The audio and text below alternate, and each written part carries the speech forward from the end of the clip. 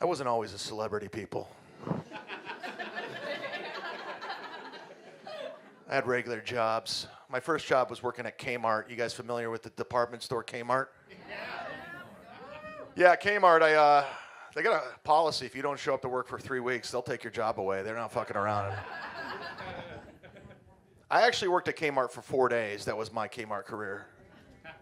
I didn't like it. I worked on the floor. You work on the floor at a department store, you just get asked questions all day long, and I hated that.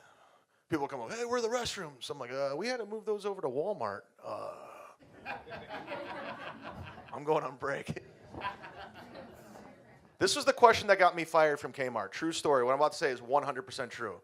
I was on the floor at the department store at Kmart, and a guy comes running up wearing hunting gear, bald head, black guy, one tooth, and he has a ceiling fan, and he's in a panic. And he's like, hey, you work here?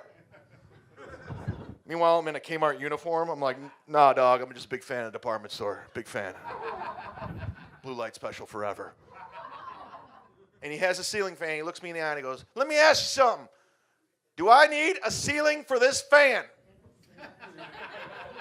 Before I could answer, he's like, or can I just mount it on the wall? Can I just jimmy it on the wall, make it spin on the wall? I don't know where he lives. Apparently he has no roof, but that's fine. Convertible trailer home, I don't know. But more importantly, how do you answer that question without violence? Is there a polite way to call someone a dumbass? Because I struggled. I called the guy a dumbass. I go, sir, you're a dumbass. He's like, what'd you say? I'm like, you're a dumbass. He's like, where's your supervisor? I'm like, go find him. He found him. My supervisor, Ken, livid, calls me in the office. And he's like, hey, Chad, can you shut the door? I shut the door. Then he immediately goes, oh, so, Chad, we're calling the customers dumbasses now. That's what we're doing at Kmart? I'm like, Ken, he has to put a ceiling fan on the wall. What was I supposed to do? And then he looked at me and he said something I will never forget. It's the worst thing you could ever say to someone. He looked me in the eye and he goes, you know what, Chad? You're not Kmart ready.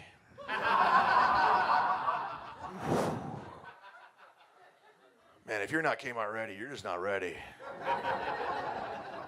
I mean, it goes like, you're a piece of shit. Right under that, you're not Kmart ready. I'm pretty sure that's worse than the N-word. This is how bad it is. Kmart's going out of business. They're not even Kmart ready. I wake up every day going, I gotta be Kmart ready today. I'm a piece of shit. I think about it every day. That's what gets me out of bed. I gotta be Kmart ready. And just 2 weeks ago, Ken adds me on Facebook. I'm like, really? Haven't seen this guy since '98? All right. I'm dying to contact him. You know, because you can call people on Facebook now. Like, hey, Ken. Hey, it's Chad Zumock. I worked at Kmart in 1998 for 4 days. You remember me? Yeah, you told me I wasn't Kmart ready.